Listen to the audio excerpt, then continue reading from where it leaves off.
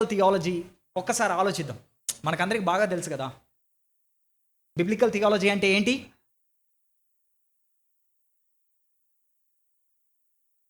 ఏదైనా ఒక విషయం గురించి ప్రోగ్రెసివ్గా, ఆర్గానిక్గా, సాల్వేషన్ అండ్ హిస్టారికల్గా, అల్టిమేట్గా క్రైస్ట్లో క్లైమాక్స్ అయ్యే ఒక స్టడీ లేదా అలా చదవడం బైబిల్ని, రైట్? సో టెంపుల్ని మనం ఎక్కడ స్టార్ట్ చేద్దాం? టెంపుల్ ఈరోజే మనం ఇందాకే కదా, సారీ, ఈడెన్, ఏదైనా తోటలో, ఓకే, ఏదైనా తోట. తర్వాత మోసెస్, మందసం, టెబర్నికల్, ప్రత్యక్ష గుడారం. తర్వాత సోలమన్ టెంపుల్, వెరీ గుడ్. తర్వాత ఓకే, పడేశారు మళ్ళీ reconstruction. Come on brothers, temple, then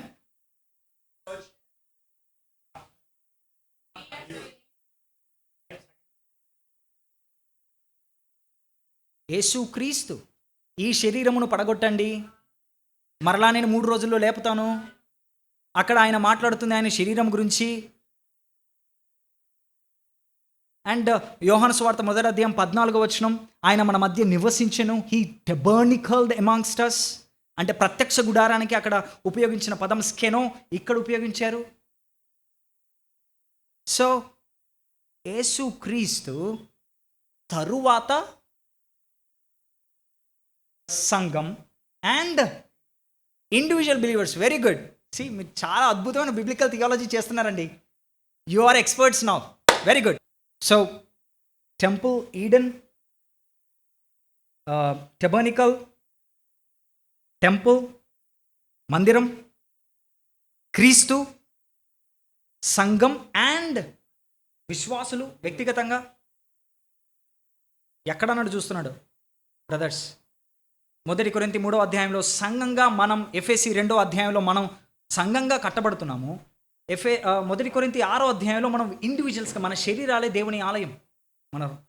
and దాంతోపాటు కొత్త ఆకాశం కొత్త భూమిలో, మైక్ ఇందాక జూనియర్ మైక్ జూనియర్ పాయింట్అవుట్ చేస్తున్నాడు, అన్న there is no temple. Yes, కొత్త భూమి కొత్త ఆకాశంలో టెంపుల్ ఉండదు. ఎందుకంటే దేవుడే, ఆయన గొర్రెపిల్లయే టెంపుల్గా, అంటే whole new heaven and new earth అంతా కూడా దేవుడి సన్నిధి చేత నింపబడి ఉంటుంది అన్నమాట. ఎక్కడికి వెళ్ళినా wherever we go, he follows us, his presence follows us. All right, చిన్న ఐస్ బ్రేకర్ లాగా ఇది చేశాను. Let's go back to the biblical theology. Bible వేదాంత శాస్త్రం మనకు మనంగా ఎలా చదువుకోవాలి. మొదటి విషయాన్ని అండ్ క్వశ్చన్స్ బ్రదర్స్, ఒకవేళ క్వశ్చన్స్ వస్తే సిస్టర్స్ దయచేసి రాసుకోండి. Will ask later, will discuss later, because we need to cover this. Okay, we have exactly 1 more hour, 1 hour 4 minutes. So Bible వేదాంత శాస్త్రాన్ని ఎలా చేయడం, నాకు నేనుగా, నీకు నువ్వుగా, ఎలాగా వ్యక్తిగతంగా బైబిల్ చదువుతూ దాన్ని అర్థం చేసుకోవాలి. మొదటిగా బైబిల్లో ఉన్న థీమ్స్ని చదువు, అర్థం చేసుకో. ఆ థీమ్స్ని ఎలాగా బైబిల్ ఒకదాని వెంట ఒకటి, థీమ్స్ని ఒకదాని వెంట ఒకటి ప్రోగ్రెసివ్గా, హిస్టారికల్గా దేవుడు ప్రీస్ట్హుడ్ని ఎలా చేశాడు, ఎలా ప్రోగ్రెస్ చేశాడు ఆలోచించు.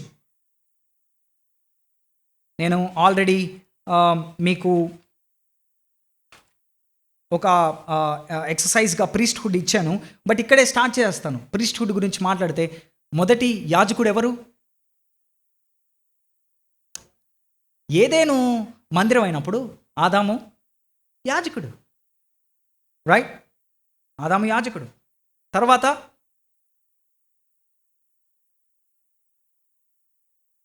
Okay, very good, very good, historical progressive. వెంటనే జెనసిస్ 2 తర్వాత వెంటనే 14కి వెళ్ళిపోయాడు. Very good, okay. కానీ దానికంటే ముందు నోవాహు, దానికంటే ముందు నోవాహు తర్వాత అబ్రహాం, తర్వాత మోషే అంటే లేవీయులు. తర్వాత ఆఫ్ కోర్స్ అహరోను, లేవీయులు. కమాన్ బ్రదర్స్. దెన్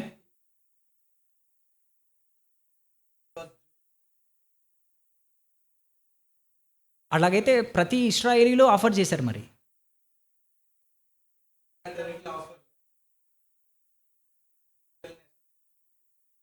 అంటే అదొక డిబేట్ ఉంది. Job timeline. Okay, right right maybe. కానీ Job as a priest, very good interesting point. Maybe research. Okay, లేవీయుల తర్వాత యేసుక్రీస్తు. యేసుక్రీస్తు మన ప్రధాన యాజకుడు. యేసుక్రీస్తు వారిని నమ్మిన ప్రతి విశ్వాసి కూడా యాజకుడే. 1 పేతురు 2వ అధ్యాయం 9వ వచనం. విశ్వాసులందరూ రాజులైన యాజక సమూహం. They are royal priests. అంతేకాదు, ఫైనల్గా అనగా అంతిమంగా రెవల్యూషన్ 22లో we will be individually priests. ఎక్కడ? ప్రకటన 22 14వ వచనం. అక్కడ ఉపయోగించిన పదం, ఆ వస్త్రములు అని అక్కడ ఉపయోగించిన పదం ప్రీస్ట్స్, వేసుకునే వస్త్రాలు అని థియాలజియన్స్ పాయింట్ చేస్తూ ఉన్నారు.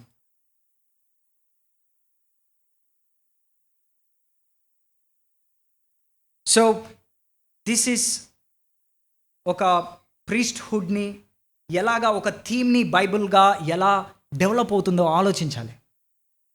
ఐ నో ఇట్స్ కొంచెం కష్టం ఇది. బైబిల్ ముందు వెనక కొంచెం దాన్ని చదవాలి, అర్థం చేసుకోవాలి. బ్రదర్స్, మన లైఫ్ అంతా దీనిపైనే ఆధారపడి ఉంది. దీన్ని చదవడం కన్నా విలువైనది ఏముంది? Small application. Let's read hour Bibles. వాక్యాన్ని చదువుదాం. రెండవది, బిబ్లికల్ థియాలజీ, బైబిల్ వేదాంత శాస్త్రం చేయాలంటే నిబంధనలు కూడా అర్థం చేసుకోవాలి. Continuity and discontinuity between covenants. నిబంధనలు, కవనెంట్స్. కవనెంట్ అంటే ఏంటి? ఇద్దరు వ్యక్తుల మధ్యలో ఉండే ఒప్పందం, నిబంధన, ప్రామిస్. సో మరి ఈ ఇద్దరు వ్యక్తులు ఎవరు? ఒక ఆయన దేవుడు, ఇంకొకైనా వేరు వేరు వ్యక్తులు. మరి కవనెంట్స్లో ఏమేమి ఉంటాయి? ప్రామిసెస్ ఉంటాయి. హే, నీకు ఇది ఇస్తా, అంతేకాదు నువ్వు ఇది చేయాలి, ఆబ్లిగేషన్. ఒకవేళ నువ్వు డిసోబే చేసావనుకో పనిష్మెంట్ కూడా వస్తుంది. అంతేకాదు, నువ్వు అది ఒబే చేయడానికి నేను సహాయం కూడా చేస్తాను. చాలామందిని ధర్మశాస్త్రాన్ని ఎలా చూస్తారంటే, అది చాలా కష్టం. Yes, definitely. నేను పరిశుద్ధునై ఉండను, మీరు పరిశుద్ధులై ఉండుడి అని లేవి కాండంలో సుమారు 5 సార్లు రాశాడు. పరిశుద్ధుడు ఉండండి. కానీ అదే దేవుడు లేవీలకు రాసిన పత్రిక లేవి కాండం 20వ అధ్యాయం 8వ వచనంలో, నేనే మిమ్మల్ని పరిశుద్ధపరుస్తాను, ఐ విల్ హెల్ప్ యూ. అంతేకాదు, నిబంధనలు ఇంకేముంటాయి? కొన్ని గుర్తులు ఉంటాయి, సైన్స్. సో నిబంధనలు ఎన్ని, లేదా కొన్ని నిబంధనలు ఎవరైనా చెప్పగలరా? Let's try historical progressive. ఆదాముతో నిబంధన ఉందా? ఓకే, తర్వాత వద్దాం, నాకు తెలీదు. First Noah, clarity. తర్వాత అబ్రహాము, తర్వాత మోషే, ఇశ్రాయేలు. Very good, mosaic covenant. Okay, తర్వాత దావీదు, డేవిడిక్. తర్వాత నిత్య నిబంధన, నూతన నిబంధన, new covenant. Okay, so Noahic covenant, Abrahamic covenant, Mosaic covenant, Davidic covenant, new covenant. ఆదాముతో నిబంధన. Adamic covenant. చాలామంది ఏమంటారంటే ఆడంతో కవనెంటే లేదు, అసలు ఆ పదమే లేదు అక్కడ. ఆ కవనెంట్ అనే పదం లేదు అక్కడ, నిబంధన అనే పదం లేదు. ఎలా అంటావు నువ్వు అంటారు. అంతేకాదు, ఆడంతో చేసినప్పుడు బరాట్ కరీట్ అనే ఆ హీబ్రూ పదం లేదు. నిబంధన చేసినప్పుడల్లా ఆ యొక్క బరాట్ కరీట్ అనే పదం ఉంటుంది, ఆ పదం లేదు జెనసిస్ 1:2లో. నువ్వు ఎలా అంటావు? చాలా పదాలు లేవు బైబిల్లో, ట్రినిటీ లేదు. కానీ మనకు అర్థమవుతుంది చదువుతున్నప్పుడు. అండ్ దావీదుతో ఆయన నిబంధన చేసినప్పుడు నిబంధన అనే పదం లేదు. మీరు ఇంటికి వెళ్ళిన తర్వాత లేదా ఇప్పుడే మనం చూడబోతున్నాం కొద్ది క్షణాల్లో 2 సమూయేలు 7వ అధ్యాయంలో నిబంధన అనే పదం లేదు. కానీ తరువాత దాన్ని దావీదుతో చేసిన నిబంధన అని తర్వాత గుర్తొచ్చింది. అలా రాశారు. సో ఆదాముతో చేసినప్పుడు నిబంధన అనే పదం లేదు అక్కడ. కానీ బిబ్లికల్ ఆథర్స్ చాలా క్లియర్గా అండ్ థియలాజియన్స్ గుర్తుపెట్టారు ఏంటంటే అక్కడ ఒక నిబంధన ఉంది. దాన్నే హోషేయ గ్రంథం 6వ అధ్యాయంలో 7వ వచనంలో స్పష్టంగా చెప్పారు. హోషేయ 6వ అధ్యాయము 7వ వచనం ఏంటి? ఆదాము నిబంధన మీరినట్లు ఇశ్రాయేలులారా మీరు కూడా నిబంధన మీరారు. సో ఆదాముతో కూడా దేవుడు నిబంధన చేశాడు, నోవాతో నిబంధన చేశాడు. 6వ అధ్యాయం 18వ వచనం. యాక్చువల్లీ అక్కడ నోవాతో చేసిన నిబంధన లాంగ్వేజ్ని మనం అర్థం చేసుకుంటే, నోవాతో ఆదాముతో ఏదైతే నిబంధన చేశాడో దాన్ని రీఎస్టాబ్లిష్మెంట్గా చేస్తున్నట్టుగా మనము జ్ఞాపకం చేసుకుంటూ ఉంటాం, ఆలోచిస్తాం. జాగ్రత్తగా వినండి. ఆదికాండం 9వ అధ్యాయం 1వ వచనం. ఎవరైనా తీసి చదువుతారా? ఆదికాండం 9వ అధ్యాయం 1వ వచనం నేను చదువుతున్నాను. నోవాతో చెప్తున్నాడు అతని కుమారులతో, మీరు ఫలించి అభివృద్ధి పొంది భూమిని నింపుడి. లాంగ్వేజ్ ఎక్కడో, పదాలు ఎక్కడో సుపరిచితంగానే కనబడుతున్నట్టున్నాయి, వినిపిస్తున్నట్టున్నాయి. ఆదికాండం 1వ అధ్యాయం 26, 27, 28 వచనాలు. అంతేకాదు 7వ వచనం, మీరు ఫలించి అభివృద్ధి నొందిడి, మీరు భూమి మీద సమృద్ధిగా సంతానము కని విస్తరించుడి. ఈ భాష ఎక్కడుంది? అక్కడ. అంతేకాదు దానికి గుర్తుగా ఏమిచ్చాడు? రెయిన్బో ఇచ్చాడు. ఆదాము ఎలాగైతే ఒక చెట్టు యొక్క పండు తిని తోట నుంచి వెళ్ళిపోబడ్డాడో, నోవా కూడా 9వ అధ్యాయం 20వ వచనములో కొన్ని చెట్లనన్నీ కలిపి తోటేసి అదే దాంట్లోనే ఆ తోటలోనే ఫుల్లుగా తాగేసి దిగంబరి అయిపోయాడు. ఎలాగైతే ఆదాము అవ్వ దిగంబరులు అయ్యారో. అర్థమవుతుందా? గమనిస్తున్నారా లింకులు, connections? So there is a connection between Adamic covenant and Noahic covenant. అందుకే ఒక రకంగా చెప్పాలంటే ఆయన రంగుల విల్లును ఇచ్చి నేను ఇంకెప్పుడు నాశనం చేయను, ఇది మన ఇద్దరికి మధ్యలో నిత్య నిబంధనగా ఉంటుంది అని చెప్పాడు. దాని తర్వాత అబ్రహాముతో నిబంధన చేశాడు. అబ్రహాముతో నిబంధన చేసినప్పుడు 12వ అధ్యాయంలో 3 విషయాలు చాలా ఇంపార్టెంట్ చెప్పాడు. జాగ్రత్తగా ఈ 3 విషయాలు మీరు గమనించండి. ఐ థింక్ మీ నోట్స్లో కూడా ఉంది. 3 విషయాలండి ఈ యొక్క నిబంధనలు ఇచ్చినప్పుడు దేవుడు చేసిన 3 వాగ్దానాలు. నెంబర్ 1 ఆఫ్ స్ప్రింగ్, సంతానం. నెంబర్ 2 భూమి, ల్యాండ్. నెంబర్ 3 సార్వత్రిక ఆశీర్వాదం. సో అబ్రహాముతో చేశాడు. అండ్ అబ్రహాముతో నిబంధన చేసిన తనకి ఇచ్చిన గుర్తు సర్కంసిషన్, సున్నతి. 17వ అధ్యాయం 11వ వచనం. మీకు ఆల్రెడీ అంతా నా నోట్స్ అక్కడ నిబంధనల విషయంలో మీకు ఇచ్చాను. సో ప్లీజ్ దాన్ని ఇంటికి వెళ్ళిన తర్వాత లేదా చూడండి, లేదా మీకు రెఫరెన్స్గా ఉంచుకోండి. ఆ తర్వాత మోషేతో చేసిన నిబంధన, మోషే ద్వారా ఇశ్రాయేలులతో చేసిన నిబంధన. నిర్గమకాండం 19వ అధ్యాయంలో నిబంధన చేశాడు. నిబంధన చేసి ఆజ్ఞలను ఇచ్చాడు, ధర్మశాస్త్రాన్ని ఇచ్చాడు. ఇచ్చిన తర్వాత ఆయన ఇచ్చిన గుర్తు, నిబంధన గుర్తు సబాత్, విశ్రాంతి దినం. మీరు నిర్గమకాండం 31వ అధ్యాయం 16, 17 వచనాలు చూస్తే this is my covenant sign అని అంటాడు. త్వరగా వెళ్తున్నాను, క్షమించాలి. తర్వాత దావీదుతో చేసిన నిబంధన 2వ సమూయేలు 7వ అధ్యాయంలో అక్కడ నిబంధన అనే పదము లేదు. కానీ తర్వాత బిబ్లికల్ ఆథర్స్ దాన్ని నిబంధనగా గుర్తించారు. కీర్తనలు 89లో నిబంధన, దావీదుతో చేసిన నిబంధన అని ఉంది. అంతేకాదు ఇర్మియాలో 31వ అధ్యాయంలో కూడా కొత్త నిబంధన గురించి మాట్లాడేటప్పుడు, చేయబోయే కొత్త నిబంధన గురించి మాట్లాడేటప్పుడు కూడా దావీదుతో చేసిన నిబంధన అని అంటాడు. ఆఖరిగా కొత్త నిబంధన దేవుడు చేశాడు. ఒకానొక రోజు రాబోతుంది. ఆ రోజు మీ హృదయములను నేను మీకు కొత్త హృదయాన్ని ఇస్తాను. మీ హృదయాన్ని నేను మాంసంలా మారుస్తాను, రాతిలాగా ఉండదు. నా ఆత్మనుంచుతాను, మీకు సహాయం చేస్తాను. యేసుక్రీస్తు వారు వచ్చి దాన్ని ఆయన నెరవేర్చారు. దానికి ఆయనకు ఇచ్చిన గుర్తు లార్డ్ సప్పర్. రైట్. దీంట్లో కొన్ని కంటిన్యూటీ, డిస్కంటిన్యూటీ ఉంటాయి. అంటే ఇవి డిఫరెంట్ కాదు కొంతమంది చెప్తున్నట్టుగా. ఇవన్నీ డిస్పెన్సేషన్ కాదు, ఇదొకటి కాదు. ఇవన్నీ కలగలిపి ఉంటాయి. ఇవన్నీ ఒకే దాని గురించి. కానీ చెప్పాను కదా, హిస్టారికల్, ప్రోగ్రెసివ్. సో ఒక్కొక్కటి క్లైమాక్స్లో కలుస్తూ ఉంటుంది. ఫైనల్గా క్రైస్ట్లో ప్రామిస్ ఆఫ్ ఆఫ్ స్ప్రింగ్ అన్న ఇందాక చెప్పినట్టు జెనసిస్ 3:15, ఆదికాండం 3వ అధ్యాయం 15 వచ్చిన ప్రామిస్ ఆఫ్ ఆఫ్ స్ప్రింగ్. అంతేకాదు land, new heavens and new earth. అంతేకాదు యూనివర్సల్ బ్లెస్సింగ్. ఇంతకు ముందు బ్రదర్ చెప్పినట్టుగా ప్రకటన 7 అలాగే 21, 22 వివిధ దేశాల నుంచి, ప్రజల నుంచి, డిఫరెంట్ టంగ్స్ నుంచి, ట్రైబ్స్ నుంచి ప్రజలందరూ వస్తున్నారు యేసుక్రీస్తుని బట్టి. సో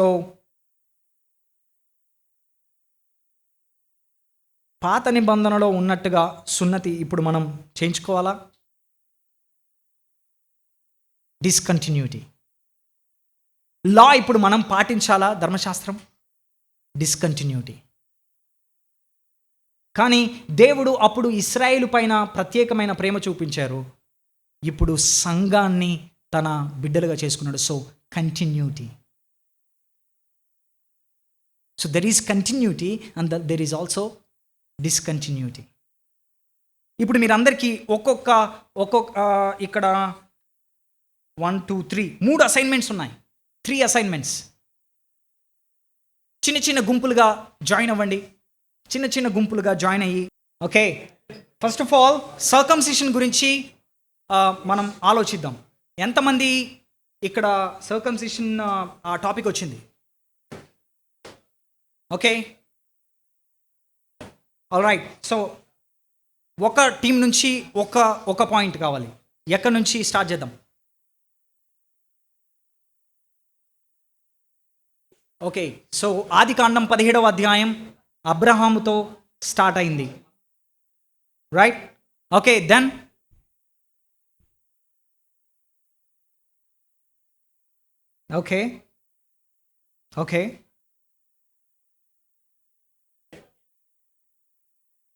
ఓకే మోసెస్ అని చెప్తున్నారు. Do you have anything or add or comment or?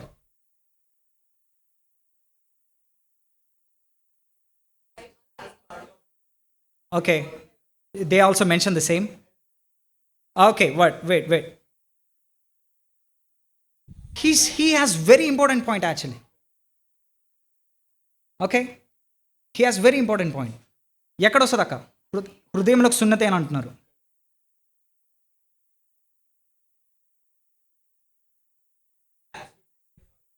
Okay,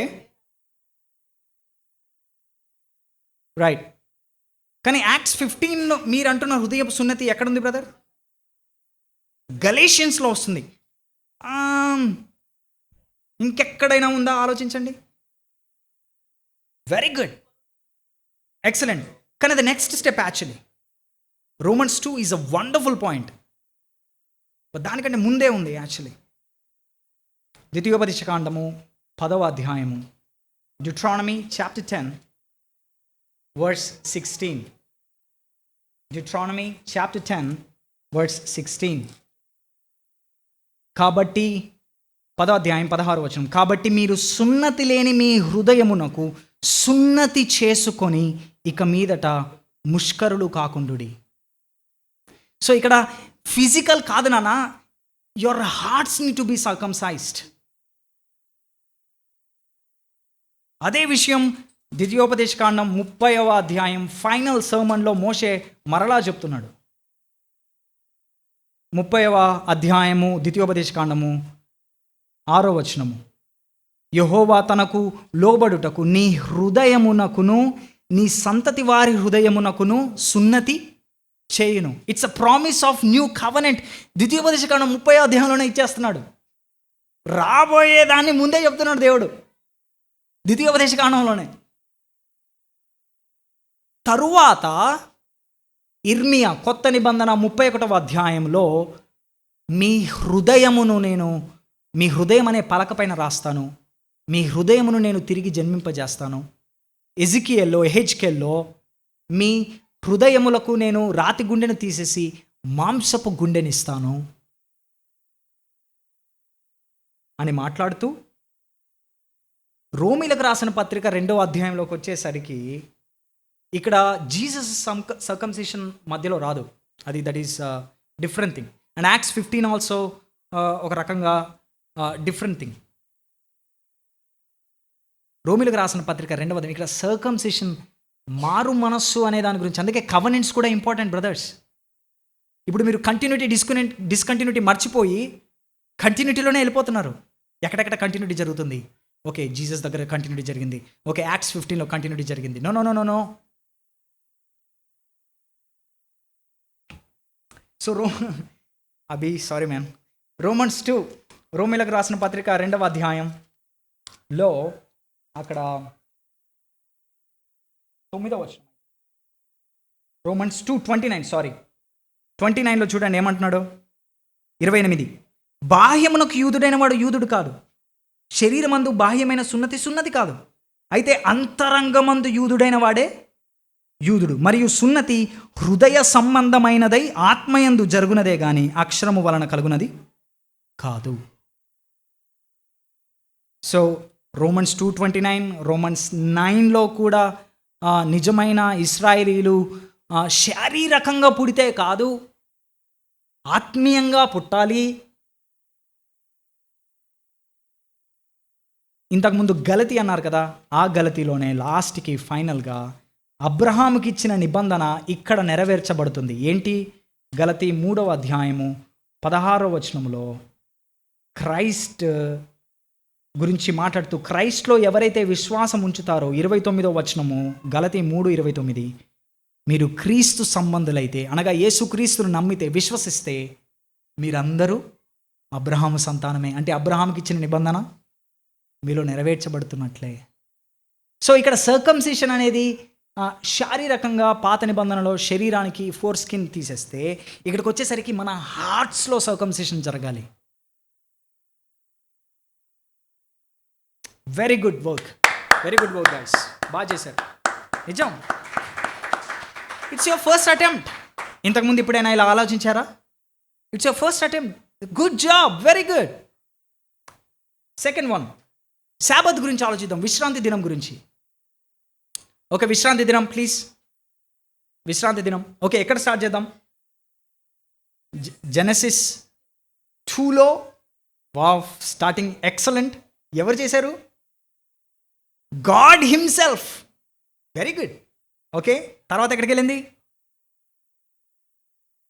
okay, ఏమనుంది?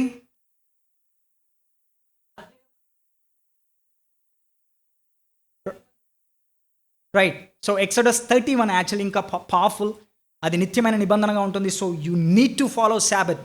సబ్బాత్, విశ్రాంతి దినాన్ని ఖచ్చితంగా పాటించాలి అని అన్నాడు.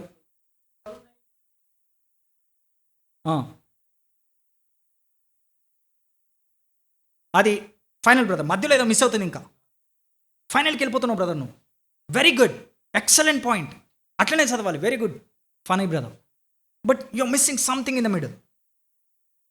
క్రియేషన్ నుంచి డైరెక్ట్ న్యూ క్రియేషన్కి వెళ్ళిపోతున్నాం. మధ్యలో మీడియేటర్. విశ్రాంతి దినానికి ప్రభు excellent, very good. That's the point.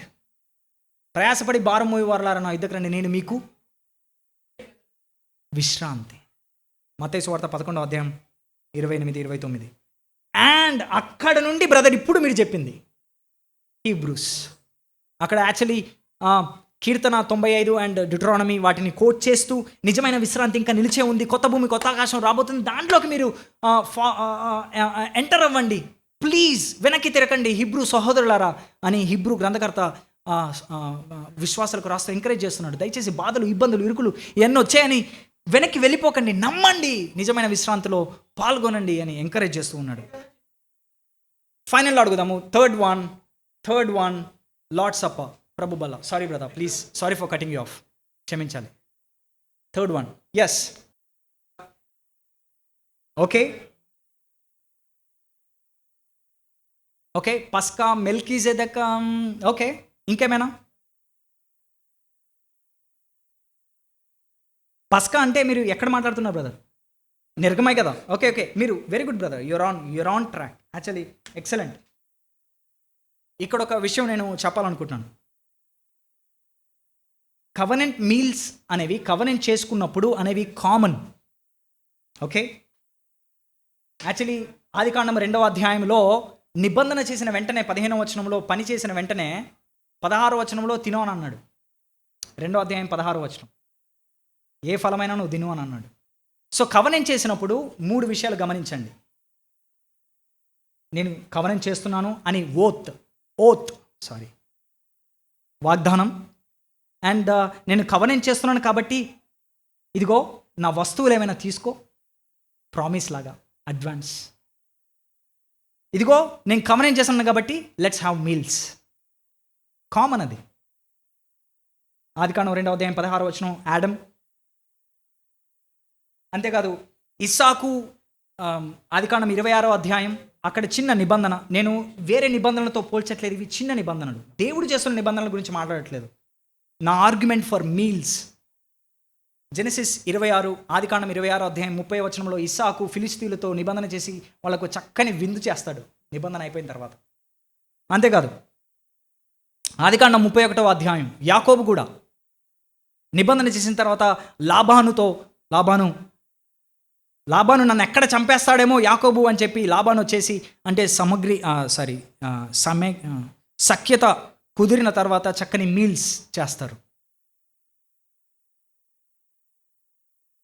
And నిర్గమకాండం 24వ అధ్యాయంలో మొజాయిక్ కవనెంట్ అయిన తర్వాత, అనగా మోషేతో లేదా ఇశ్రాయేల్తో నిబంధన చేసిన తరువాత నిర్గమకాండం 24వ అధ్యాయం 11వ వచనంలో వాళ్ళు భోజనం చేస్తారు.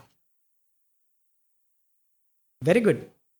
నిర్గమకాండం 24వ అధ్యాయం 11వ వచనం, ఆయన ఇశ్రాయేలులోని ప్రధానులకు ఏ హానియూ చేయలేదు, వారు దేవుని చూచి అన్నపానములు పుచ్చుకొనిరి. Covenant meal. So covenant meal is very common. దావీదు యోనాతాను కవనెంట్ జరిగినప్పుడు యోనాతాను తన చేతి డిఫరెంట్ వస్తువుల్ని ఇచ్చేస్తాడు 1 సమూయేలు 18వ అధ్యాయంలో. సో ఇక్కడ కవనెంట్ మీల్ ఎక్కడ స్టార్ట్ అయిందనంటే, కొంతమంది థియలాజియన్స్ ఆదికాండం 2వ అధ్యాయం 16వ వచనంలోనే ఆదాముతో స్టార్ట్ అయింది, ఫలములు తినమన్నాడు. తర్వాత పస్కా నిర్గమకాండం 12వ అధ్యాయంలో. ఓకే, మీరు వెళ్ళేటప్పుడు పస్కా తినేసేయండి. అంతేకాకుండా మరలా ఇక దాన్ని డైరెక్ట్ మనం ఎక్కడికి తీసుకొని రావచ్చు? మత్తయి సువార్త 26వ అధ్యాయం లేదా లూకా సువార్త 22వ అధ్యాయం. ఇదిగో ఇది నా నిత్య నిబంధన, దీన్ని మీరు చేయండి. దాని తరువాత అక్కడితో ఆగలేదు, మరలా ప్రకటన 3వ అధ్యాయంలో కొత్త భూమి కొత్త ఆకాశంలో మీరు జయించిన వారైతే మీరు నాతో కూర్చొని భోజనం చేస్తారు. గొర్రెపిల్ల వివాహోత్సవపు విందు. అప్పుడప్పుడు ఆర్ఆర్ బ్రదర్ జోక్ చేస్తుంటారు, I can't wait for that అని. We can't wait for that. So మనము ప్రతి ఆదివారం బల్ల విరుస్తున్నప్పుడు application, we're enjoying our covenant meal. దేవుడు మనతో చేసిన నిబంధన మీల్ని మనం ఎంజాయ్ చేస్తున్నాం. అంతేకాదు భవిష్యత్తులో చూడండి, నేను చెప్పాను కదా, మనం చదువుతున్నప్పుడు టైం లైన్లో ఉండాలి. అక్కడ ఆదికాండంలో జరిగింది, నిర్గమకాండంలో జరిగింది, యేసుక్రీస్తు శిలువ ముందు జరిగింది, ఇప్పుడు మనం జరుగుతుంది, భవిష్యత్తులో మనం తినబోతున్నాం. ఆల్ రైట్, నెక్స్ట్ గ్రూప్స్లో మళ్ళీ వచ్చేస్తే మన క్లాస్ని కంటిన్యూ చేద్దాం.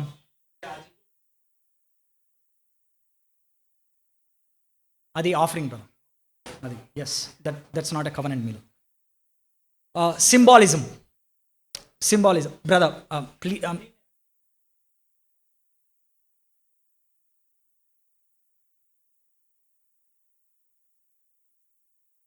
లేదు బ్రదర్, అది అన్యులని ఒక ఎగ్జాంపుల్గా, ఒక ఇలిస్ట్రేషన్గా, నేను కొన్ని పదార్థాలు తినకూడదు, కొన్ని పదార్థాలు తినొచ్చు అని పేతురు అనుకుంటున్నాడు ఒక యూదుడిగా. సో పేతురుకి దేవుడు ఏం చెప్తున్నాడు అంటే, నాన్న నువ్వు ఎవరి దగ్గరికైనా వెళ్ళొచ్చు, ఇప్పుడు కేవలం యూదులే కాదు అన్యులు కూడా నావారే, సో నువ్వు వెళ్ళి దయచేసి కొర్నేలికి వెళ్ళి సువార్త చెప్పు, ఆయన అన్యుడు. సో ఈ జంతువుని తిను, నేను వీటన్నిటిని పరిశుద్ధపరిచాను, అపవిత్రమైనదని అనకు. సో అన్యుడు అపవిత్రం కాదు, కొర్నేలు మంచోడ, వెళ్ళు సువార్త చెప్పు అని ఒక ఇలిస్ట్రేషన్గా చెప్తూ ఉన్నాడు అనమాట. Good question. సింబాలిజం దీంట్లో 2 టైప్స్ నేను కవర్ చేయాలనుకుంటున్నాను.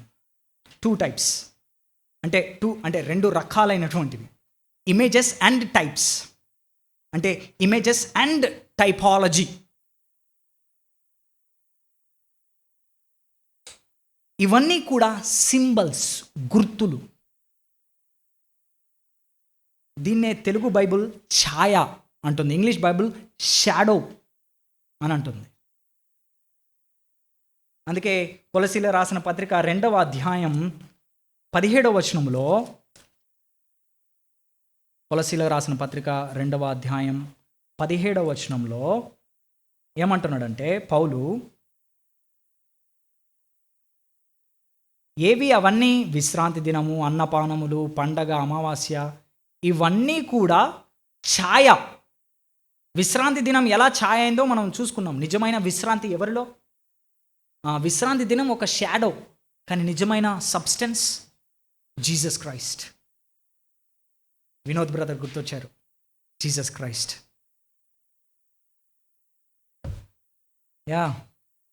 తర్వాత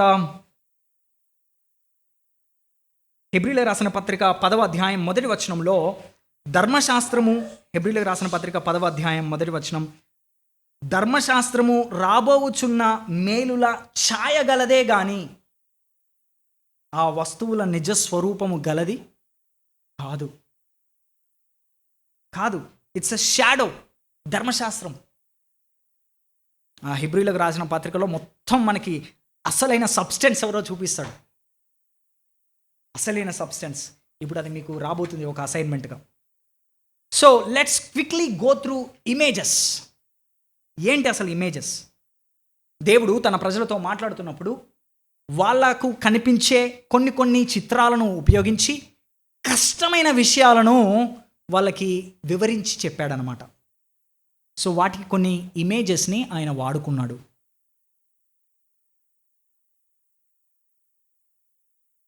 ఫర్ ఎగ్జాంపుల్ టెంపుల్ ఒక ఇమేజ్, ఫ్లడ్ అంటే ఫ్లడ్, జలప్రలయం. థ్యాంక్స్ అక్క, వెరీ గుడ్ అక్క, మేరీ అక్క హెల్ప్ మీ. జలప్రలయం తెలుగు. ఇప్పుడు మనం ఒక చిన్న ఇమేజ్ తొందరగా చూద్దాం, టైం ముందుకు కొనసాగుతుంది. చెట్టు, ట్రీ అనే ఒక మొత్తం ఇచ్చేసానా? Okay, it's okay, no problem. Tree, దేవుడు చెట్టును నాటాడు. సో ఆ చెట్టు అనే ఇమేజ్ని తీసుకొని దేవుడు ఎలా ఎక్స్ప్లెయిన్ చేస్తున్నాడో చూడండి. కీర్తన 88, అంటే నేను మీకు తీసి చూపించలేను కాబట్టి, ఒకవేళ ఫోటో లేదా మీకు మెటీరియల్లో ఉందో లేదో నాకు తెలీదు. ఉందండి? ఓకే. సో ట్రీ, చెట్టు. ఇశ్రాయేలు, లేకపోతే రాసుకోండి సిస్టర్స్, నో ప్రాబ్లం, పర్లేదు, ఇప్పుడు డిబేట్ వద్దు దాని గురించి. ఓకే, ఇశ్రాయేలు కీర్తనలు 80వ కీర్తన 8వ వచనంలో, ఇశ్రాయేలు నేను ఐగుప్తు నుంచి తీసుకొచ్చి నాటాను, అదొక ద్రాక్షావల్లి అని ఇశ్రాయేలుని చెట్టుతో పోలుస్తున్నాడు, ద్రాక్షావల్లి చెట్టుతో. ఆ తర్వాత యెషయా ఇమేజ్ని వాడుకొని ఇశ్రాయేలు యొక్క భవిష్యత్ అంతా చెప్పేస్తున్నాడు చూడండి. యెషయా 5వ అధ్యాయం యెషయా 5వ అధ్యాయం గురించిలో ఆయన ఒక ద్రాక్ష తోట ఉండెను అని మాట్లాడుతూ ఉన్నాడు. అందులో ఆయన బాగా త్రవ్వి రాళ్ళనేరి మంచి శ్రేష్టమైన ద్రాక్ష తీగలు నాటించాను. ద్రాక్ష తోట ఉంది, ద్రాక్ష పండ్లు రావాలని ఆయన ఎదురు చూస్తున్నాడు. కానీ 5వ వచనంలోకి వచ్చేసరికి, 4వ వచనంలోకి వచ్చేసరికి చూడండి, అది కారు ద్రాక్షలు కాస్తుందేంటి? కారు ద్రాక్షలు అంటే గుత్తులు గుత్తులు కాదు, చేదు, వైల్డ్ గ్రేప్స్ అని ఉంది ఇంగ్లీష్లో. ఎందుకని అలా? So he's talking about Israel. అక్కడ ఇజ్రాయేల్ దేశం గురించి, తన జనాంగం గురించి ఏదైతే నిర్గమకాండం 4వ అధ్యాయంలో నా కుమారుడా, నా ప్రథమ సంతానమా, జ్యేష్ఠ కుమారుడు, నా కుమారుడు అని నిర్గమకాండం 4వ అధ్యాయంలో ఇశ్రాయేలుని పిలిచాడు, ఆదాముని ఎలాగైతే పిలిచాడు, అటువంటి ఇశ్రాయేల్ని ఇక్కడ ద్రాక్ష తోటలాగా తీసుకొచ్చి నాటితే 5వ అధ్యాయంలో వారు చెడు ద్రాక్షలు వాళ్ళు అది వచ్చాయి. సో అప్పుడు దేవుడు ఏం చేస్తున్నాడు? 6వ అధ్యాయం 12వ వచనం చూడండి. 6వ అధ్యాయం 12వ వచనంలో ఇప్పుడు వాళ్ళని ఎక్సైల్కి పంపిస్తాను. ఐజయా 6వ అధ్యాయం 12వ వచనం, వాళ్ళని నేను చెరకి పంపిస్తాను, దూరంగా పంపించేస్తాను. 13వ వచనంలో చూడండి, నాశనం అవుతాయి, అయినా సరే సింధూర మస్తకి వృక్షములు నరకబడిన తర్వాత అది మిగిలియుండు మొద్దు వలె ఉండును, అట్టి మొద్దు నుండి వాళ్ళు వెళ్తారు, నాశనం అయిపోతారు. కానీ కొంతమంది ఉంటారు, దాంట్లో నుంచి నేను పరిశుద్ధమైన చిగురు వస్తుంది. దాన్ని నరకడానికి ఎవరిని వాడుకుంటారంట? 10వ అధ్యాయం చూడండి, ఆ చెట్టుని నరికేస్తానంటున్నాడు కదా, ఎవరిని వాడుకుంటాడంట? 15వ వచనం, 5వ వచనం యాక్చువల్లీ అష్షూరియుల్ని వాడుకుంటాడంట. Assyria the rod of my anger, అష్షూరియులకు శ్రమ, వారు నా కోపమునకు సాధనమైన దండం. దేవుడి ఉగ్రతను ఇశ్రాయేలు మీద చూపించడానికి దేవుడు అష్షూరును వాడుకున్నాడంట. అలా అని చెప్పి అష్షూరును వదిలిపెట్టడు అని అంటాడు. మరల తర్వాత అష్షూరును కూడా నేను శిక్షిస్తానని అంటాడు. 15వ వచనంలో చూడండి, గొడ్డలి తనతో నరుకువాని చూచి అతిశయపడునా? అష్షూరు అతిశయపడింది. సో అష్షూరుకి పనిష్మెంట్ ఖచ్చితంగా వస్తుంది. కానీ ఇజ్రాయేలు చెట్టు నరకబడింది, గొడ్డలి అష్షూరు. 11వ అధ్యాయం 1వ వచనం, యెషయి మొద్దు నుండి చిగురు పుట్టును. మనకది బాగా తెలుసు. యెషయి మొద్దు, యెషయి తండ్రి, యెషయి కుమారుడు దావీదు నుండి చిగురు పుట్టును. ఆ చిగురు అతని పైన ఆత్మ దేవుడు నివసిస్తాడంట. 2వ వచనం, ఎవరా చిగురు, ఎవరా చెట్టు? ఇంకా మనం చూస్తే యెషయా దాన్ని 53వ అధ్యాయము యెషయా 2వ వచనంలో మాట్లాడుకుంటున్నాడు చూడండి. యెషయా 53:2 ప్రోగ్రెసివ్గా ఎలా బిల్డ్ చేస్తున్నాడో చూడండి ఇమేజ్ని. లేత మొక్క వలెను, ఎండిన భూమిలో మొలచిన మొక్క వలెను అతడు ఆయన ఎదుట పెరిగెను. ఆయన ఎవరో మీకు బాగా తెలుసు, ఐజయా 53. ఆయనే యేసు క్రీస్తు వారు. ఆ మొక్కగా ఉన్న ఆయన అదే మొక్క పైన చనిపోయాడు. 1 పేతురు 2వ అధ్యాయం 24వ వచనం. 1 పేతురు కొత్త నిబంధనలోకి చూడండి ఎలాగా దాన్ని ఆ ఇమేజ్ని పేతురు వాడుకుంటున్నాడు. 1 పేతురు 2వ అధ్యాయం 24వ వచనం, మనము పాపముల విషయమై చనిపోయి నీతి విషయమై జీవించినట్లు ఆయన తానే శరీరమందు మన పాపములను మ్రాను మీద మోసుకొనెను. He bore our sins in his body on the tree. 1 Peter 2:24. అలా జరగడం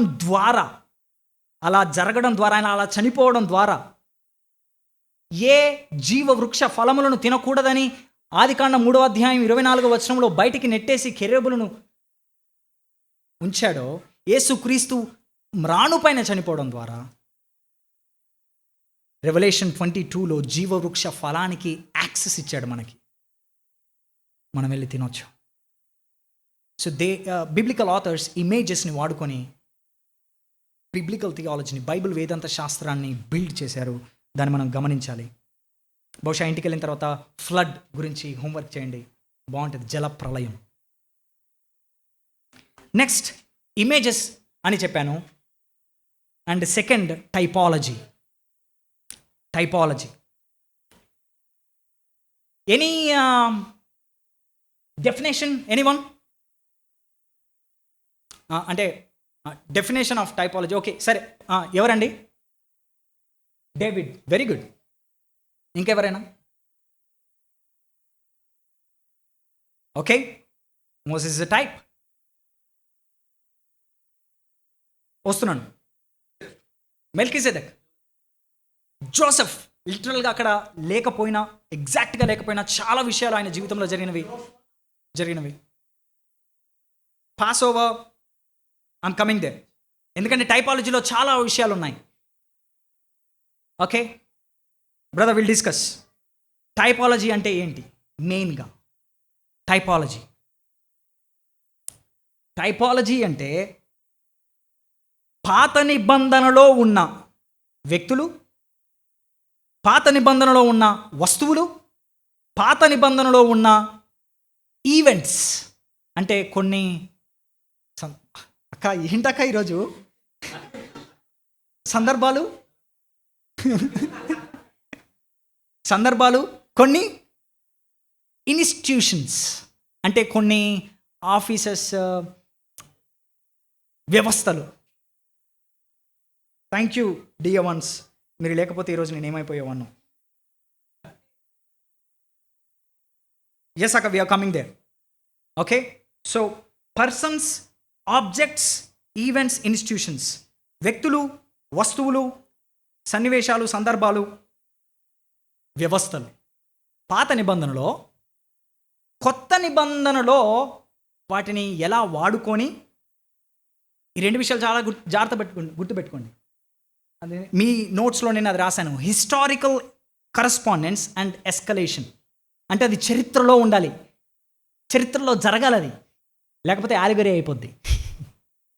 జోసెఫ్ చరిత్రలో ఉన్నాడు.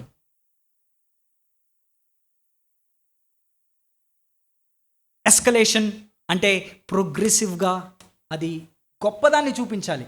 సేమ్ కాదు. సేమ్ ఈ విషయము ఒక గొప్ప వ్యక్తిని చూపించాలి, లేదా ఒక గొప్ప విషయాన్ని చూపించాలి కొత్త నిబంధనలో. సో ఇప్పుడు మూడు విషయాల గురించి చూద్దాం. నెంబర్ 1, వ్యక్తులు, పర్సన్స్. ఓకే, మీకు ఆల్రెడీ షీట్లో ఉంది.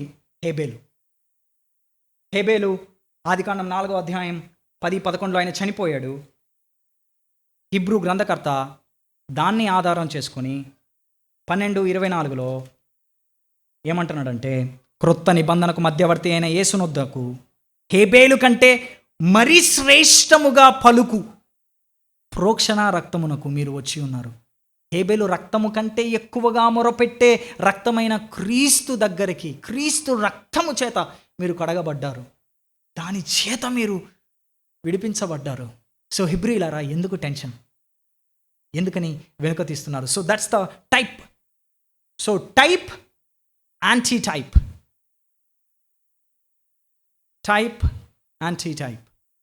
అండ్ టైప్ ఏమో హేబేలు, యాంటీ టైప్ అంటే ఫుల్ఫిల్మెంట్ లేదా నిజమైన ఛాయ హేబేలు, నిజం క్రీస్తు. మోషే ఇంతకుముందు నీలాంటి వాడు ఒక ప్రవక్త లేస్తాడు, ద్వితీయోపదేశకాండం 18వ అధ్యాయం. సో యేసుక్రీస్తు నేను ఎవరనుకుంటున్నారు అని అంటే, యోహాను సువార్త 6వ అధ్యాయం 14వ వచనం, అలాగే 7వ అధ్యాయం 40వ వచనం జాగ్రత్తగా గమనించండి ఇంటికి వెళ్ళిన తర్వాత. అక్కడ డెఫినెట్ ఆర్టికల్ ఉంటుంది ఇంగ్లీష్లో, ద ప్రాఫిట్. ఏ ప్రాఫిట్ కాదు, ద ప్రాఫిట్. అంటే యూదులకు అందరికీ తెలుసు, they are waiting for a prophet. మోషే లాంటి ఒక ప్రవక్త గురించి ఎదురు చూస్తున్నారు. సో ఈ ప్రవక్త ఆ ప్రవక్తేనా? సో ద ప్రాఫిట్, ద్వితీయోపదేశకాండం 18వ అధ్యాయంలో ప్రామిస్ చేసిన ప్రాఫిట్. వ్యక్తులు, ఆబ్జెక్ట్స్, వస్తువులు. యాకోబు నిచ్చెన, యాకోబు నిచ్చెన. 28వ అధ్యాయంలో అతను పడుకుంటే నిచ్చెనేసుకొని పైకి కిందికి వెళ్తున్నారంట.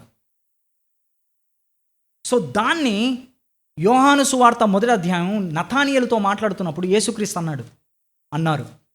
యోహాను సువార్త 1వ అధ్యాయము 50-51 వచనాలు.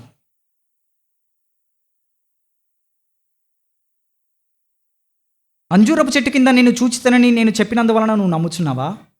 వీటికంటే గొప్ప కార్యాలు చూస్తావు. మీరు ఆకాశం తెరవబడుట, దేవుని దూత మనుష్య కుమారుని పైగా ఎక్కుటయు దిగుటయు చూతురని మీతో నిశ్చయముగా చెప్పుచున్నాను. సో ఈ ఎక్కడం దిగడం అనగానే పాత నిబంధన తెలిసిన వాళ్ళు, ఈయనెవరో కాదు, నిజమైన ఇశ్రాయేలు. ఆ యాకోబు ఇశ్రాయేలు, ఈయన నిజమైన ఇశ్రాయేలు. అంతేకాదు, మన్నా, రైట్? వాళ్ళు మన్నా తినియూ చనిపోయిరి, కానీ నన్ను తినువాడు. ఆ మాట విన్న తర్వాత మరి ఎన్నడూను అనేకులు వెనుక తీసి మరి ఎన్నడూను ఆయనను వెంబడించకపోయిరి. గుర్తించలేకపోయారు వాళ్ళు. ఈజ్ ద రియల్ మన్నా. అంతేకాదు, ఆయన నిజమైన తెర, వెయిల్. అతి పరిశుద్ధ స్థలానికి, ఆవరణానికి లేదా మామూలు పరిశుద్ధ స్థలానికి మధ్యలో ఉండేది తెర. సంవత్సరానికి ఒకరోజు మాత్రమే డే ఆఫ్ అటోన్మెంట్, ఒక్కరోజు మాత్రమే వెళ్ళాలి. అది కూడా చాలా. లెవిటికస్ 16. దాన్ని హెబ్రీ గ్రంథకర్త 10వ అధ్యాయంలో తీసుకొని 19-20 వచనములో ఏమంటున్నాడు హెబ్రీల గ్రంథకర్త?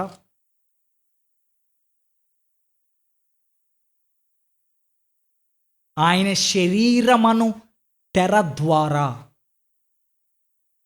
ఆయన శరీరమును తెర ద్వారా. సో ఆ తెర క్రైస్ట్ని చూపిస్తుంది. Symbolic, type, anti type. అందుకే ఆన్ ద క్రాస్ తెర చినిగిపోయింది. నెంబర్ 3, ఈవెంట్స్, సందర్భాలు, సన్నివేశాలు. ఇందాక ముందే నేను ఆల్రెడీ చెప్పాను, నిర్గమము, ఎక్సోడస్. ఓకే, మత్తయి సువార్త 2వ అధ్యాయము 14-15 వచనాలు. ఇది మనకందరికీ తెలిసిందే. మత్తయి సువార్త 2వ అధ్యాయము 14-15 వచనాలు చూడండి ఒకసారి. చూస్తే ఏమంటుంది అక్కడ మత్తయి గారు?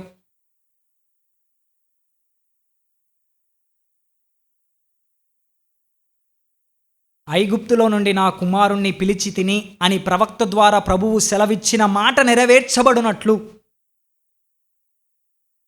సో దేవుడు ఏదైతే చెప్పాడో అది నెరవేర్చబడాలని ఇది జరిగిందనమాట. ఎక్కడుంది ఇది? హోషేయ గ్రంథం 11వ అధ్యాయం 1వ వచనంలో, మీరు ఐగుప్తులో ఉన్నప్పుడు కూడా మిమ్మల్ని ఎలాగైతే బయటికి తీసుకొని వచ్చానో అది నిర్గమం జరిగింది. ఇప్పుడు ఇదిగో క్రీస్తు దేవుని కుమారుడిగా ఐగుప్తు నుంచి బయటికి వస్తున్నాడు. హేరోదు మరణం నుండి హేరోదు చంపివేయాలని ప్రయత్నిస్తూ ఉన్నాడు. So events. ఇంకొక ఈవెంట్ చాలా ఫేమస్. ఇది మనకందరికీ చాలా ఇష్టమైంది. రేపు కూడా ఇదే పాట పాడబోతున్నాం. ఏంటి? ఈ సువార్తలో నేను నిలిచాను. ఈ సువార్త 1 Corinthians 15 మనకందరికీ చాలా ఫేవరెట్ వర్డ్స్. 1 Corinthians 15, నేను మీకు ప్రకటించిన సువార్తను మీకు తెలియపరచుచున్నాను. 3వ వచనం, నాకు ఇయ్యబడిన ఉపదేశమును మొదట మీకు అప్పగించాను. లేఖనముల ప్రకారం, ఈ మాట చాలా జాగ్రత్తగా ఉండాలి. లేఖనముల ప్రకారం క్రీస్తు మన పాపముల నిమిత్తము మృతి పొందెను, సమాధి చేయబడును. లేఖనముల ప్రకారం, మరలా 4వ వచనంలో, లేఖనముల ప్రకారం 3వ దినమున లేపబడెను. యేసుక్రీస్తు మరణిస్తాడు అని చెప్పి లేఖనముల ప్రకారం చాలా ఉన్నాయి. కానీ యేసుక్రీస్తు తిరిగి లేస్తాడు అని లేఖనముల ప్రకారం ఎక్కడుంది?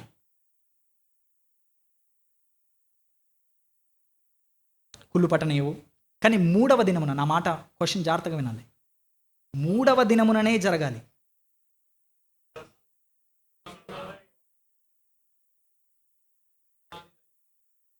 రైట్.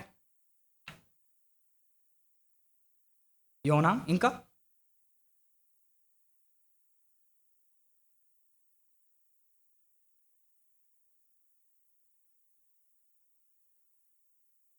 అక్కడ కేవలము అది మాత్రమే కాదు, అక్కడ ఒక వచనాన్ని కోట్ చేస్తున్నాడు ఆయన, పౌలు గారు.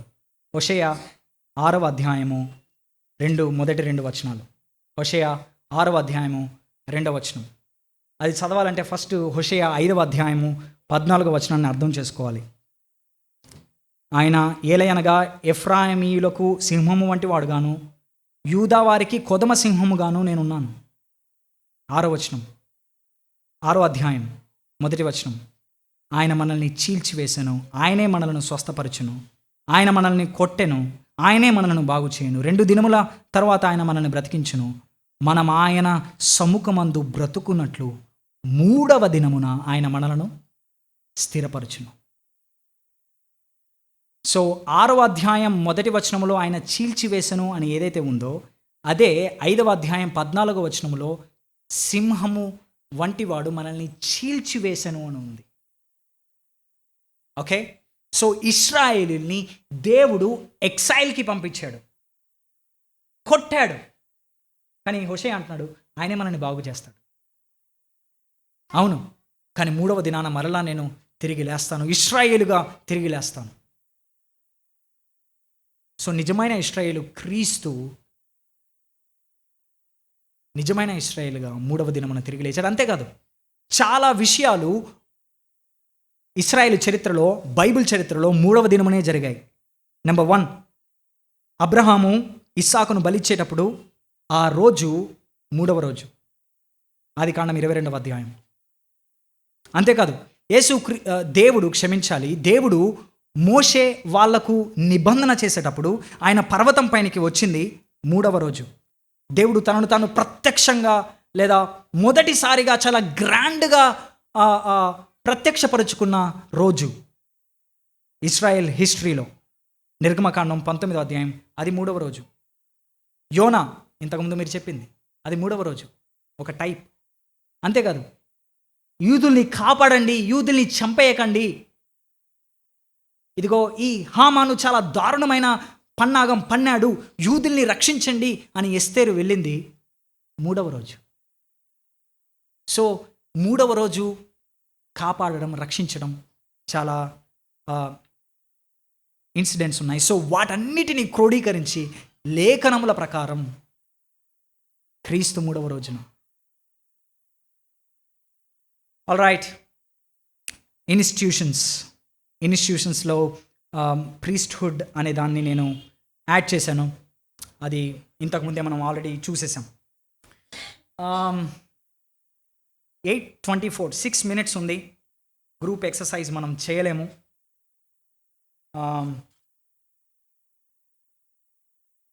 But I will quickly go. ఇంటికి ఆలోచించండి వీటిని, ఈ ఎక్సర్సైజెస్ని. సాక్రిఫైస్, ఎలా sacrifice, biblical theology of sacrifice ఆలోచించండి. అంతేకాదు,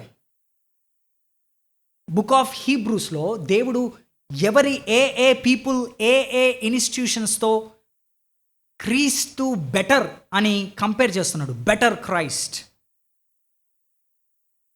ఓకే, చాప్టర్ 3 నుంచి చాప్టర్ 10 హీబ్రూలో రాసిన పత్రిక 3వ అధ్యాయం నుంచి 10వ అధ్యాయం వరకు. Is new and better Moses, he's new and better David, he's new and better priest, is new and better sacrifice, is new and better law, is new and better covenant, is new and better able. ఇందాకే మనం చదివాం. So అంతేకాదు, sacrifice గురించి ఆలోచించండి, Kingdom of God గురించి కూడా ఆలోచించండి. ఎలాగా kingdom of God, God's big picture అనే దాంట్లో వాన్ రాబర్ట్స్ గారు ఇలా అంటారు, ప్యాటర్న్ ఆఫ్ ద కింగ్డమ్. ఆదికాండం 1-2 అధ్యాయాలు ఎలా ఉండాలి కింగ్డమ్, ఆదికాండం 3వ అధ్యాయంలో ఎలాగా ఆ కింగ్డమ్ పాడైపోయింది, 12వ అధ్యాయంలో ఆ కింగ్డమ్ ఎలా ప్రామిస్ చేయబడింది అబ్రహాముకి, అలాగే ప్రస్తుతం టెంపరరీ పార్షియల్ కింగ్డమ్ నిర్గమకాండములో 4వ అధ్యాయంలో 19వ అధ్యాయంలో ఇశ్రాయేల్ని దేవుడు ఎలా అనుకున్నాడు. అంతేకాదు, ఆ కింగ్డమ్ ఎలా ఉండబోతుందో ప్రవక్తలందరూ ఎలా ప్రవచించారు. లేదా ప్రవక్తల గ్రంథములో ఎలా ఉండబోతుందో ఆ కింగ్డమ్ గురించి మనం చూడొచ్చు. అంతేకాదు యేసు క్రీస్తు ద్వారా ఆ కింగ్డమ్ ఇనాగ్రేట్ అయింది అనే విషయాన్ని మనం చూడొచ్చు. ఆ కింగ్డమ్ గురించి ఇతరులు సువార్తల్లో పత్రికల్లో ప్రకటించారు. అల్టిమేట్గా ఆ కింగ్డమ్లో మనం అందరం పర్ఫెక్టెడ్ కింగ్డమ్లో ప్రకటన 21:22లో ఉంటాం. That's a kingdom of God. So బహుశా ఇంటికి వెళ్ళిన తర్వాత biblical theology of sacrifice, biblical theology of work, పని గురించి very interesting. We all are employees right? మనందరం పనిచేసే వాళ్ళమే కదా. ఆలోచిద్దాం. చదువు కూడా ఒక పనే. సో ఆలోచిద్దాం. అండ్ ద ఫైనల్ వన్ ఇప్పటి వరకు మనము ఎలాగా బిబ్లికల్ థియాలజీ నా సొంతంగా చేసుకోవాలి అంటే టైపాలజీ ఆలోచించాలి, సింబాలిజంలో ఇమేజెస్ అండ్ టైపాలజీ, అంతేకాకుండా కవనెంట్స్ గురించి, థీమ్స్ గురించి ఆలోచించాలి. అండ్ ఫైనల్గా పాత నిబంధనని కొత్త నిబంధన ఎలా ఉపయోగిస్తుందో చూడాలి. How the new testament uses the old testament. GK Beale గారు రాసిన అద్భుతమైన పుస్తకంలో నుంచి ఈ 5 విషయాలు నేను తీసుకున్నాను. పాత నిబంధనలో ఒక ప్రవచనం కొత్త నిబంధనలో ఈ విధంగా నెరవేర్చబడింది అని కోట్ చేశారు. ఫర్ ఎగ్జాంపుల్ ఇందాకే మనం చదువుకున్నాం మత్తయి సువార్త 2వ అధ్యాయం. మిగతా కొన్ని ఎగ్జాంపుల్స్ అక్కడ ఉన్నాయి. వేకువ చుక్క, నక్షత్రమా అది ఉంది. మీకా 5:2. బెత్లహేం నువ్వు చిన్నదానివి కాదు, రాజు నీలో నుంచి వస్తాడు. అది మత్తయి సువార్త 2వ అధ్యాయంలో నెరవేర్చబడింది. మీరు చదివిన బిబ్లికల్ థియాలజీ బుక్లో ద గుడ్ షెపర్డ్ అనే ఒక ఇలిస్ట్రేషన్ ఉంది లేదా ఎగ్జాంపుల్ ఉంది, పేజ్ నెంబర్ 132 to 135. అది కూడా ఒక మంచి ఎగ్జాంపుల్. అది ఎలా నెరవేర్చబడిందో. ఎహెచ్కేల్లో నిజంగా ఎలా ఉన్నారు గొర్రెల కాపరులు, కానీ నిజమైన గొర్రెల కాపరి ఎలా ఉంటాడు? యోహాను సువార్త 10వ అధ్యాయం.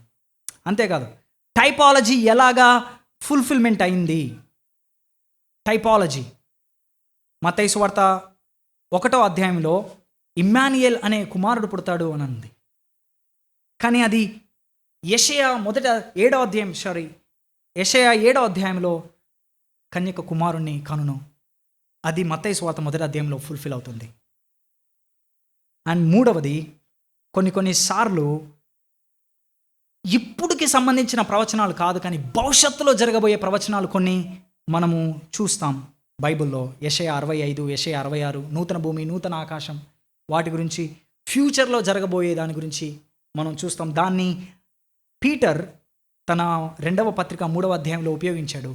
నూతన భూమి నూతన ఆకాశం రాబోతుంది. Brothers, let's wait. రోమ్లో మీరు చాలా శ్రమల గుండా వెళ్తున్నారు. దయచేసి ఈ టెంపరరీ ప్రపంచం, ఈ లోకం, డోంట్ వరీ, మనకు new heaven and new earth రాబోతుంది. అంతేకాదు కొన్నిసార్లు పాత నిబంధనని ఒక ఉదాహరణగా ఉపయోగించుకొని మనకి కొత్త నిబంధనలో అప్లికేషన్ ఇస్తారు. ఎద్దు మూతికి చిక్కము పెట్టకుడి అనే ద్వితీయోపదేశ కాండం 25వ అధ్యాయంలో, 1 కొరింథీ 9వ అధ్యాయంలో పనిచేసే వాళ్ళకి జీతం ఇవ్వండి అని పౌలు మాట్లాడుతూ ఉన్నాడు. అంతేకాదు సింబాలిక్గా ఎలా వాడుతున్నాడు పాత నిబంధనని కొత్త నిబంధనలో, అనగా ఇమేజెస్, టైప్స్, ఇంకా ఇవన్నీ images and types, institutions, objects, events, ఇవన్నీ కూడా ఎలాగా ఉపయోగిస్తున్నారో చూడాలి. అండ్ అల్టిమేట్గా ఫైనల్గా నా మాట ఏంటంటే, యేసుక్రీస్తు వారు చెప్పారు పరిసయ్యులతో, యోహాను సువార్త 5వ అధ్యాయం 39వ వచనం, మీరు వాక్యములో అంటే లేఖనాలలో జీవం ఉందని మీరు వెతుకుతూ ఉన్నారు, కానీ యాక్చువల్లీ ఆ లేఖనాలు నా గురించి మాట్లాడుతున్నాయి. యోహాను సువార్త 5వ అధ్యాయం 39వ వచనం. బిబ్లికల్ థియాలజీ ఒక డిసిప్లిన్. బిబ్లికల్ థియాలజీ చాలా చదవాలి దాన్ని అర్థం చేసుకోవడానికి, ఆ కనెక్షన్స్ చేయాలంటే. So brothers, it's our responsibility తీసుకుందాం, బాధ్యత తీసుకుందాం. వాక్యాన్ని ప్రేమించి ఈ నూతన సృష్టి ఈ మధ్యలో జరుగుతున్న ఈ కింగ్డమ్ ఆఫ్ గాడ్, ఈ కనెక్షన్స్ అన్నీ ఎలా భవిష్యత్తులో క్రీస్తు ద్వారా భవిష్యత్తులో రాబోతున్నాయి అని తెలుసుకోవడం ఎంత అద్భుతమైన ప్రివిలేజ్. లేఖనాలను ఏదో జస్ట్ చదవడం కాదు, కానీ క్రీస్తులో ఎలా చూపిస్తున్నాయో అలా చదివే కృపా దేవుడు మనకు అనుగ్రహించునుగాక. ఆమేన్.